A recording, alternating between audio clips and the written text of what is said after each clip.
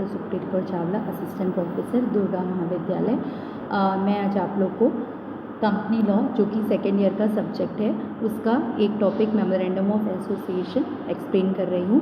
Memorandum of association को हिंदी में पार्षद सीमा नियम भी कहा जाता है। ये किसी भी कंपनी का एक कंपलसरी डॉक्यूमेंट होता है। जब भी कंपनी बनाई जाती है तो उसे मेमोरेंडम ऑफ एसोसिएशन, ये एक डॉक्यूमेंट होता है, वो डॉक्यूमेंट उसे रजिस्ट्रार के पास जमा करना होता है। इसे कंपनी का चार्टर भी कहा जाता है।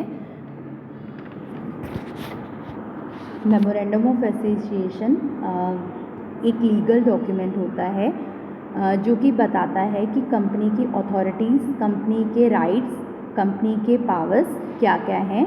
और ये एक पब्लिक डॉक्यूमेंट होता है जो कि इसका मतलब ये होता है कि कोई भी कंपनी, कोई भी व्यक्ति या कोई भी पर्सन, जैसे कि शेयर होल्डर, क्रेडिटर्स, जो कि कंपनी से डील करना चाहते हैं, वो कंपनी के मेमोरेंडम ऑफ एसोसिएशन को पढ़ सकते हैं और उसी के बेसिस पे ये डिसाइड करते हैं कि उन्हें कंपनी के साथ डील करना है या नहीं करना है। जो मेमोरेंडम ऑफ एसोसिएशन होता है वो एक अनचेंजेबल डॉक्यूमेंट होता है, जिसमें कि एक बार जब कंपनी बनती है तभी उसमें सारी चीज़ों को इंक्लूड किया जाता है और उसमें ईजिली चेंज करना पॉसिबल नहीं होता है। कोई भी कंपनी अपने जो मेमोरेंडम ऑफ एसोसिएशन में उन्होंने जो भी ऑब्जेक्टिव अपने बताए हुए हैं, उनसे जाके वो बाहर काम नहीं कर सकती है। जब भी मेमोरेंडम ऑफ एसोसिएशन बनाया जाता है तो उसके लिए एक फॉर्मेट होता है और वो फॉर्मेट कंपनी एक्ट में दिया होता है। तो कंपनी एक्ट के रूल को फॉलो करके ही मेमोरेंडम ऑफ एसोसिएशन बनाया जाता है। वो प्रिंटेड फॉर्म में होना ज़रूरी होता है और जब मेमोरेंडम ऑफ एसोसिएशन बन जाता है तो उसमें साइन, वो पर्टिकुलर सिग्नेचर्ड और सर्टिफाइड होना चाहिए। मेमोरेंडम ऑफ एसोसिएशन में क्लॉजेज होते हैं, जैसे कि name clause, registered office clause, object clause, liability clause and capital clause. सबसे पहला आता है नेम क्लॉज। जैसे एक व्यक्ति का नाम होता है जिसके द्वारा हम उसको जानते हैं, वैसे ही हर एक कंपनी का अपना एक नाम होता है। तो जब कंपनी बनाई जाती है तो मेमोरेंडम ऑफ एसोसिएशन में सबसे पहले ये बताया जाता है कि कंपनी का नाम क्या होगा। तो जो भी मेमोरेंडम ऑफ एसोसिएशन को प्रिपेयर करते हैं वो नाम डिसाइड करते हैं और वो जब नाम डिसाइड करते हैं तो वो नाम के लिए उनको मेमोरेंडम ऑफ एसोसिएशन सबमिट करने से पहले उस नाम के लिए एक एप्लीकेशन रजिस्ट्रार के पास जमा करना होता है, जिसमें कि वो कंपनी का नाम जो वो चाहते हैं उसको मेंशन करके उनके पास सबमिट करते हैं। फिर रजिस्ट्रार ये देखते हैं, चेक करते हैं कि वह जो नाम उन्होंने डिसाइड किया है वो नाम ऐसा तो नहीं है जो कि कोई ऑलरेडी एग्जिस्टिंग कंपनी है उसका हो। और इसके अलावा ये भी देखा जाता है कि कंपनी का नाम किसी भी गवर्नमेंट से रिलेटेड नहीं होना चाहिए, जैसे छत्तीसगढ़ कंपनी, महाराष्ट्र कंपनी, इस तरीके का उसका नाम नहीं होना चाहिए। इसके अलावा ऐसा नाम भी नहीं होना चाहिए कि कुछ जो भी कोई डाउट क्रिएट करता हो, जैसे कि वो किसी फॉरेन कंपनी से रिलेटेड हो, जैसे कि अमेरिकन कंपनी, इस टाइप का भी उसका नाम नहीं होना चाहिए। जब रजिस्ट्रार जो नाम नई कंपनी के लिए जो नाम जिनको कंपनी बनाना है उन्होंने जो नाम दिया है, अगर वो उस चीज़ से एग्री होते हैं उस नाम से या सेटिस्फाई होते हैं उस नाम से, तो वो इसके लिए जिन्होंने मेमोरेंडम ऑफ एसोसिएशन बनाया, जैसे प्रमोटर्स होते हैं, तो उनको इस बारे में इन्फॉर्म करते हैं कि ये नाम वो रख सकते हैं और वो नाम 60 डे के लिए सिक्योर कर दिया जाता है। मतलब जो रजिस्ट्रार होता है, अगर कोई कोई न्यू कंपनी अप्लाई करती है तो 60 डे तक वो नाम किसी और को अलॉट नहीं किया जाता है। जो एक प्राइवेट कंपनी होती है उनके लिए ज़रूरी होता है कि वो अपने नाम के एंड में प्राइवेट लिमिटेड वर्ड इंक्लूड करें, और जो पब्लिक कंपनी होती है उनके लिए ये रूल है कि वो अपने नाम के एंड में लिमिटेड वर्ड को अटैच करें। सेकेंड क्लॉज है रजिस्टर्ड ऑफिस क्लॉज।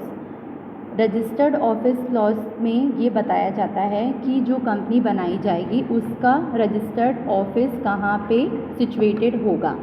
जनरली जब कंपनी बनाई जाती है तो उस टाइम पे रजिस्टर्ड ऑफिस किस स्टेट में होगा सिर्फ उसी के बारे में बताया जाता है। फॉर एग्जांपल जैसे हम कोई कंपनी बनाना चाहते हैं छत्तीसगढ़ में, उसको स्टार्ट करना चाहते हैं तो हम सिर्फ ये मेंशन करेंगे छत्तीसगढ़, रजिस्टर्ड ऑफिस के एड्रेस में छत्तीसगढ़ शो करेंगे।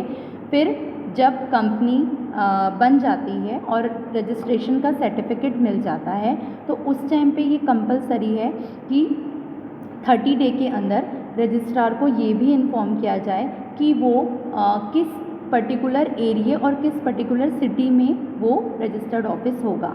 जैसे मैंने बताया था कि छत्तीसगढ़ में कंपनी का रजिस्टर्ड ऑफिस होगा, देन छत्तीसगढ़ के रायपुर में तेलीबांधा जो प्लेस है वहाँ पे रजिस्टर्ड ऑफिस होगा। तो ये इन्फॉर्म करना 30 डे के अंदर जब उनको सर्टिफिकेट मिल जाए इनकॉर्पोरेशन का तो ये ज़रूरी होता है।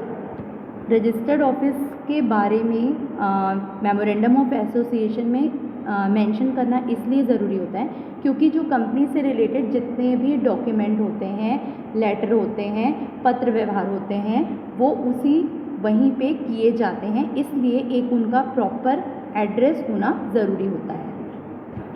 थर्ड क्लॉज है ऑब्जेक्ट क्लॉज। ऑब्जेक्ट क्लॉज ये सबसे इम्पॉर्टेंट क्लॉज होता है किसी भी कंपनी का जब फॉर्मेशन किया जाता है, क्योंकि यही बताता है कि कंपनी किस लिए बनाई गई है, उसका क्या एम है, वो क्या वर्क करने वाली है, उसका ऑब्जेक्ट क्या है, ये सारी चीज़ें ऑब्जेक्ट क्लॉज में होती है। तो जो भी व्यक्ति कंपनी से मेन डील करते हैं और वो मेमोरेंडम ऑफ एसोसिएशन देखते हैं तो वो मेन इस ऑब्जेक्ट क्लॉज को ही देखते हैं कि ऑब्जेक्ट क्लॉज उनका क्या है। ऑब्जेक्ट कभी भी कोई भी ऑब्जेक्ट क्लॉज बनाया जाता है तो उसमें ऑब्जेक्ट हमेशा ही लीगल होना चाहिए।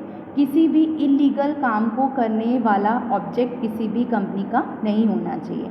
ऑब्जेक्ट भी अलग अलग तरीके के होते हैं। मेन ऑब्जेक्ट, इंसिडेंटल ऑब्जेक्ट जिसको एंसिलरी ऑब्जेक्ट भी बोला जाता है, then other object. Main object ये होता है कि कंपनी क्यों बनाई गई है वो बताया जाता है उसमें। इंसिडेंटल या एंसिलरी ऑब्जेक्ट मेन ऑब्जेक्ट को कैसे हम फुलफिल करेंगे उसके बारे में इंफॉर्मेशन देता है। उसके अलावा अदर ऑब्जेक्ट भी होते हैं जो कि उसमें मेंशन किए जाते हैं।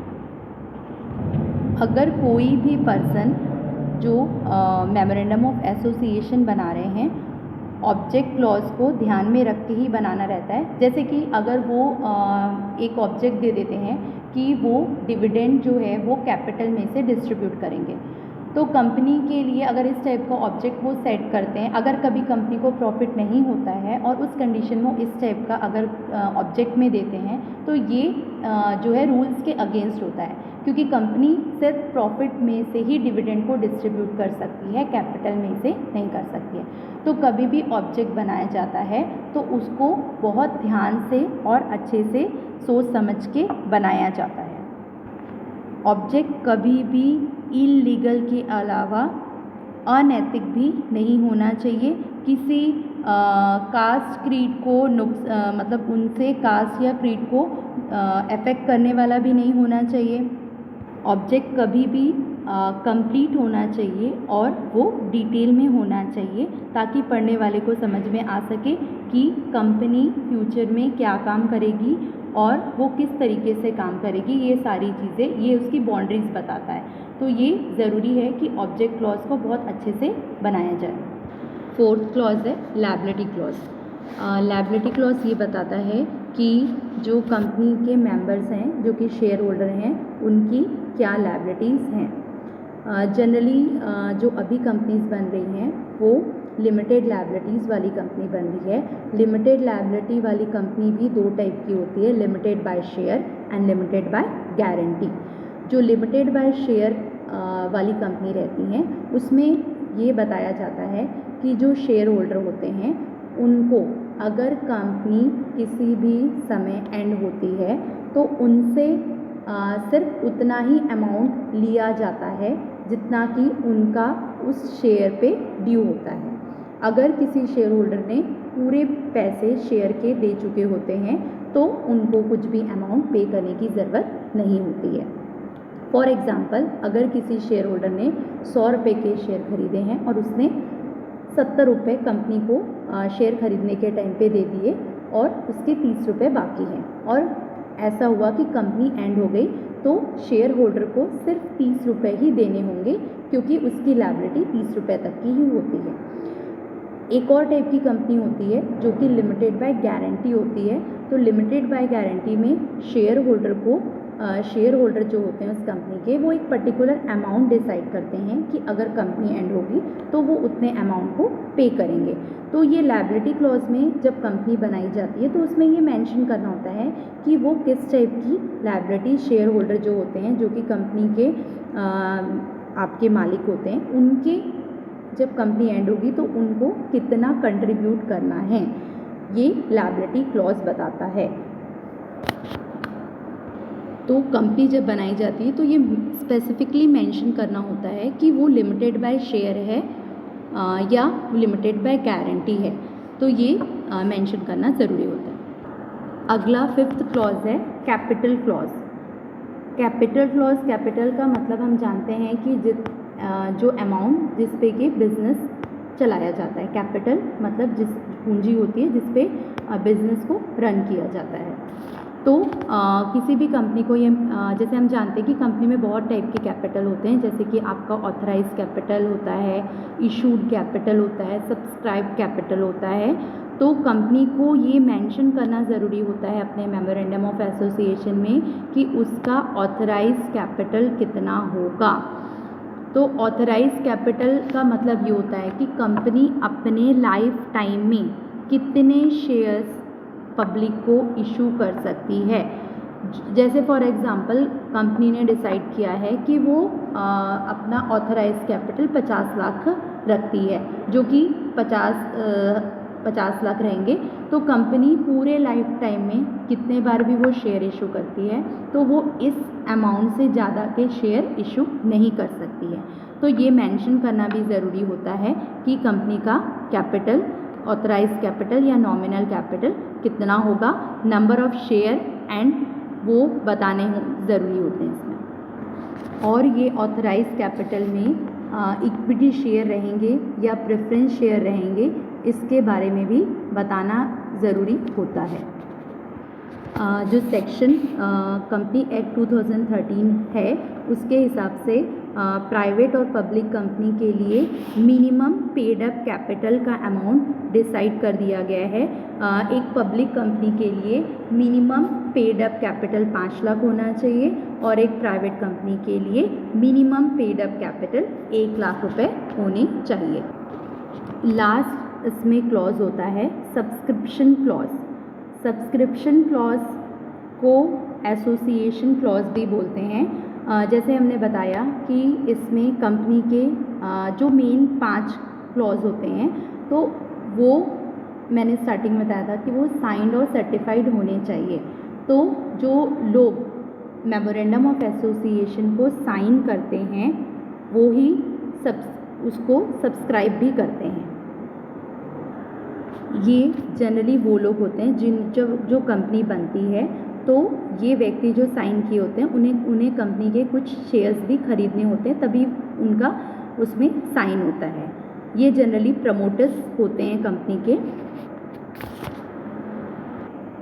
इसमें रूल होता है कि जो एक प्राइवेट कंपनी होती है उस प्राइवेट कंपनी के कंडीशन में मिनिमम 2 लोगों के साइन होने चाहिए और पब्लिक कंपनी की सिचुएशन में मिनिमम 7 लोगों के साइन होने चाहिए। इनके साइन के साथ में इनके उसमें नाम, उनका नाम क्या है, उनका एड्रेस, देन उनका बिजनेस और उन्होंने कितने नंबर ऑफ शेयर को परचेज़ किया है इसके बारे में पूरा डिस्क्रिप्शन होता है। इसके साथ में जो ये प्राइवेट कंपनी की कंडीशन में 2 लोग होते हैं तो उनके साथ उनके साक्षी जो उनके साक्षी होते हैं जो कि उनका भी साइन होना ज़रूरी होता है। तो ये लास्ट में साइन करके फिर मेमोरेंडम ऑफ एसोसिएशन को रजिस्ट्रार के पास जमा किया जाता है। रजिस्ट्रार ये सारी चीज़ों को क्लॉजेस को देखता है, उसको पढ़ता है, उसके बाद ही वो ये वाले सेट इसके साथ में मेमोरेंडम ऑफ एसोसिएशन के साथ में ही एक आर्टिकल ऑफ एसोसिएशन भी सबमिट करना होता है, जो कि मेमोरेंडम ऑफ एसोसिएशन एक आपका मेन डॉक्यूमेंट रहता है और उसके बाद उसको कंप्लीट करने के लिए एक आर्टिकल ऑफ एसोसिएशन भी सबमिट किया जाता है, जिसमें कंपनी की और डिटेल्स रहती हैं। ये दोनों को ओके करने के बाद जो है कंपनी के लिए इनकॉर्पोरेशन का सर्टिफिकेट जो है रजिस्ट्रार इशू करता है। जब कोई भी कंपनी को इनकॉर्पोरेशन का सर्टिफिकेट मिल जाता है, नेक्स्ट वो बिज़नेस को स्टार्ट करने का भी सर्टिफिकेट जो है वो उसके लिए वो अप्लाई करते हैं।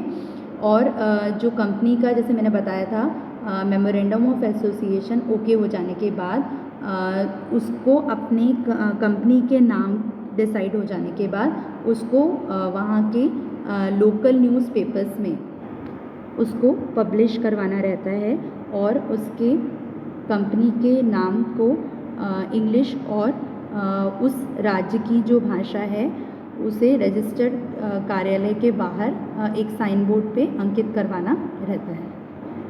इसके अलावा वो रजिस्टर्ड ऑफिस का डिसाइड होने के बाद भी इसके बारे में इंफॉर्मेशन वो रजिस्ट्रार को देनी रहती है।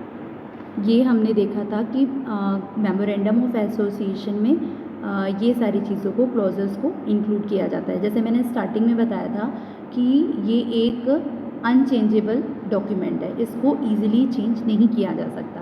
बट कंपनी एक्ट 2013 में क्लॉज 13(1) में ये बताया गया है कि एक स्पेशल रेजोल्यूशन जो है पास करके पार्षद सीमा नियम या मेमोरेंडम ऑफ एसोसिएशन में चेंजेस किए जा सकते हैं। जैसा हमने बताया कि इसमें क्लॉजेस होते हैं, जैसे नेम क्लॉज है, अगर नाम को चेंज करना है तो नाम को चेंज करने के लिए भी मतलब क्लॉज में चेंजेस किए जा सकते हैं। उसका अगर किसी सिचुएशन में अगर ऐसा होता है कि उसका रजिस्टर्ड ऑफिस शिफ्ट कर दिया जा रहा है, तो अगर शिफ्ट किया जा रहा है तो उस कंडीशन पे भी रजिस्टर्ड ऑफिस चेंज करवाना है तो उसके लिए भी चेंजेस किए जा सकते हैं। उसके ऑब्जेक्ट में अगर चेंज करना है तो उसके लिए भी चेंजेस किए जा सकते हैं।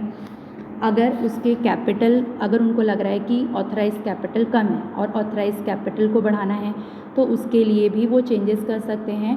तो इन सब के लिए वो चेंज करने के लिए उनको एक स्पेशल रेजोल्यूशन अपनी मीटिंग में जो है उसमें पास करना रहता है और पास करने के बाद उनको इस चीज़ के लिए, परमिशन के लिए रजिस्ट्रार के पास वापस से मेमोरेंडम ऑफ एसोसिएशन को सबमिट करना होता है। और अगर रजिस्ट्रार मेमोरेंडम ऑफ एसोसिएशन में जो चेंज हुआ है अगर वो उसमें एग्री करता है तो वो वापस जो है मेमोरेंडम ऑफ एसोसिएशन को ओके कर सकता है और इसके बारे में वो इन्फॉर्मेशन कंपनी को दे सकता है कि जो उन्होंने चेंजेस के लिए जो उन्होंने अप्लाई किया था उसके लिए वो रजिस्ट्रार ओके है। Thank you students.